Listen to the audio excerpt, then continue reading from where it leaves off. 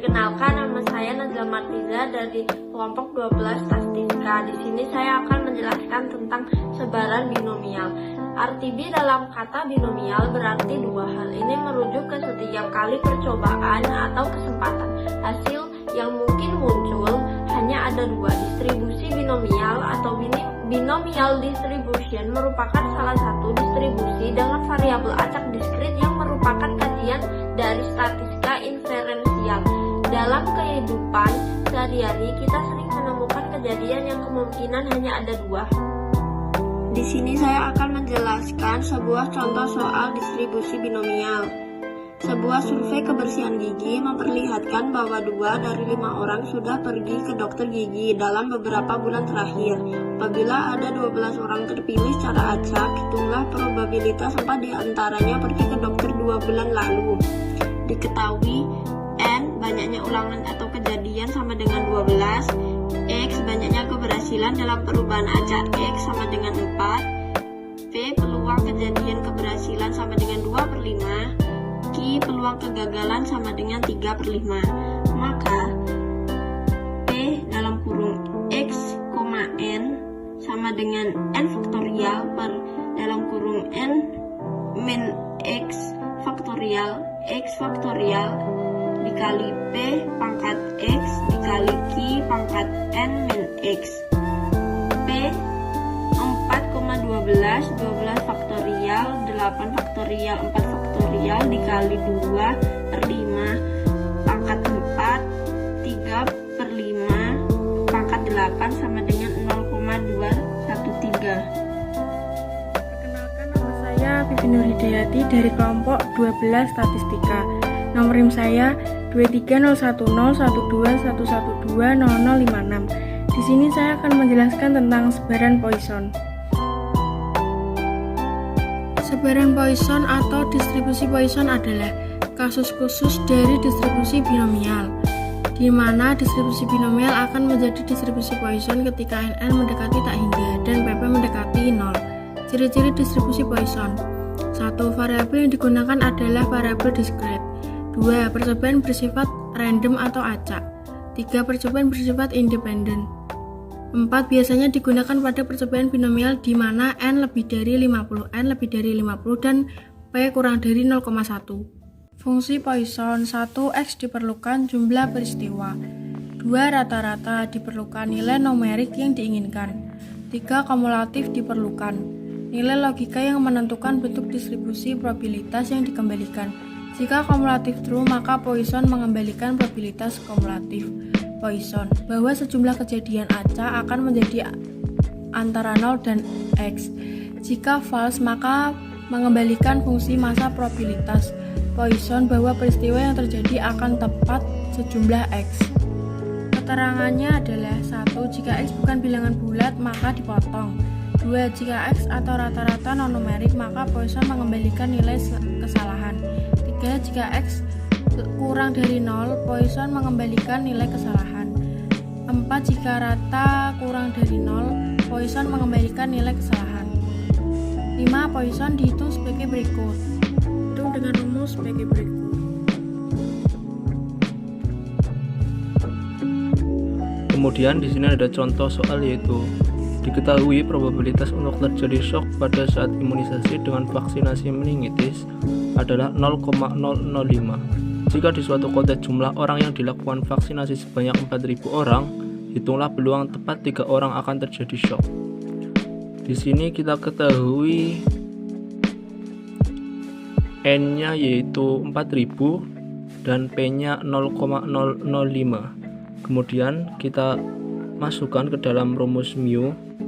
Mu sama dengan lambda sama dengan N kali P, di mana N-nya 4.000 dan P-nya 0,05, dan hasilnya sama dengan 2, di mana mu atau lambda di sini sama dengan nilai rata-rata.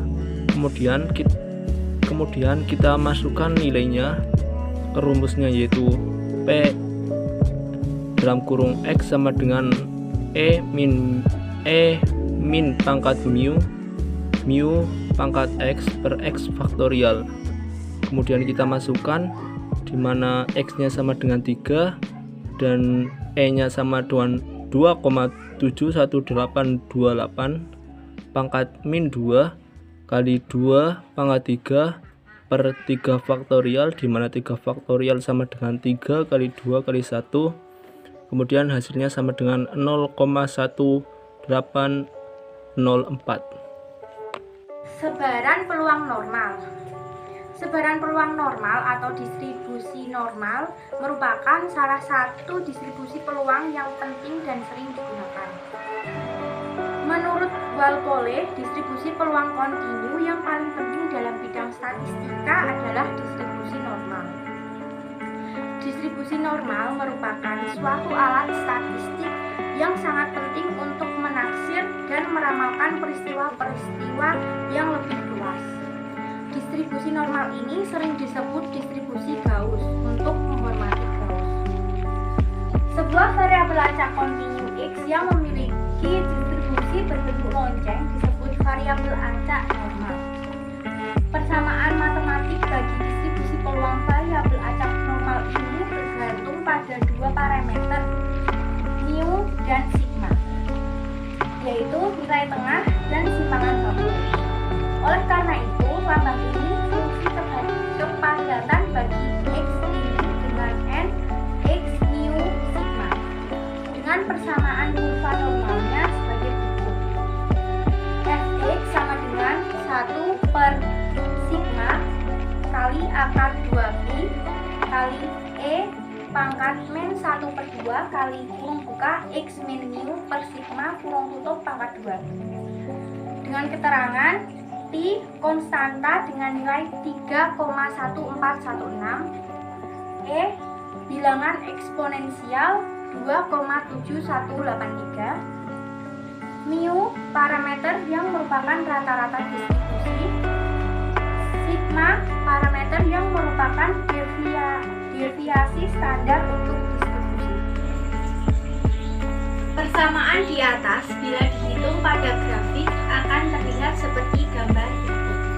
Seperti ini contoh gambar grafiknya. Sifat-sifat penting distribusi normal yaitu 1. Grafiknya selalu berada di atas sumbu X. 2. Bentuknya simetris pada X sama dengan mu. 3. Mempunyai satu buah modus yaitu pada X sama dengan mu.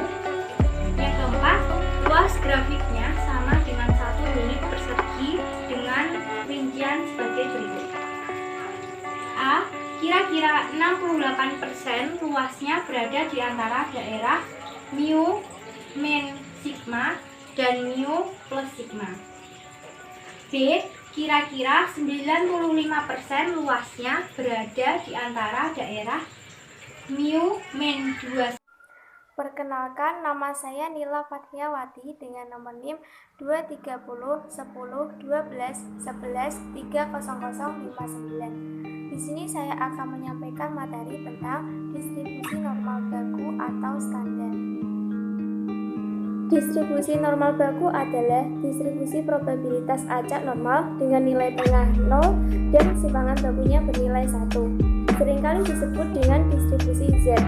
Hal yang perlu dilakukan dalam rangka distribusi probabilitas normal baku adalah mengubah atau membakukan distribusi aktual dalam bentuk distribusi normal baku yang dikenal dengan nilai Z atau skor Z. Nilai Z adalah jarak yang berbeda antara sebuah nilai X yang dipilih dari rata-rata mu dibagi dengan standar deviasinya gamma.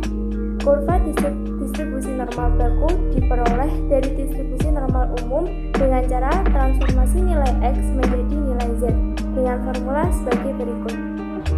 Z merupakan skor Z atau nilai normal baku. X adalah nilai dari suatu pengamatan atau pengukuran. Mu adalah nilai rata-rata hitung suatu distribusi dan gamma adalah standar deviasi. Kurva distribusi normal baku disajikan pada gambar berikut. Kurva distribusi normal baku lebih sederhana dibanding kurva normal umum. Pada kurva distribusi normal baku, nilai mu sama dengan 0 dan nilai gamma sama dengan 1. Selanjutnya, tabel distribusi normal baku atau disebut juga dengan tabel Z dan dapat digunakan untuk mencari peluang di bawah pengaturan kurva normal secara umum, asal saja nilai mu dan gamma diketahui. Berikut adalah tabel distribusi normal standar untuk P, X kurang dari X, atau dapat diilustrasikan dengan luas kurva normal standar dari X sama dengan minus tak hingga sampai dengan X sama dengan X.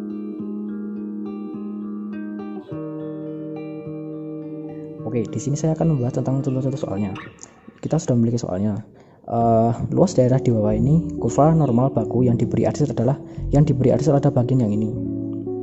Kita dapat lihat bahwa min 1,30 kurang dari Z kurang dari 0. Kemudian kita lihatlah di dalam tabel Z di manakah titik penyumbangnya.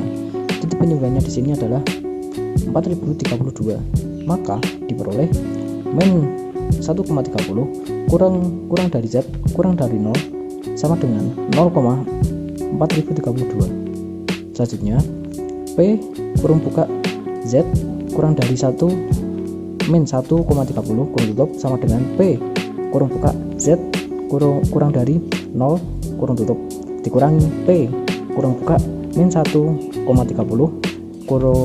kurang dari Z kurang dari 0 kurung tutup. Dari hasil yang ini kita dapat peroleh 0,5. Kemudian yang hasil dari sebelah sini kita mendapatkan 0,4032. Maka untuk pengurangannya dihasilkan 0,096968.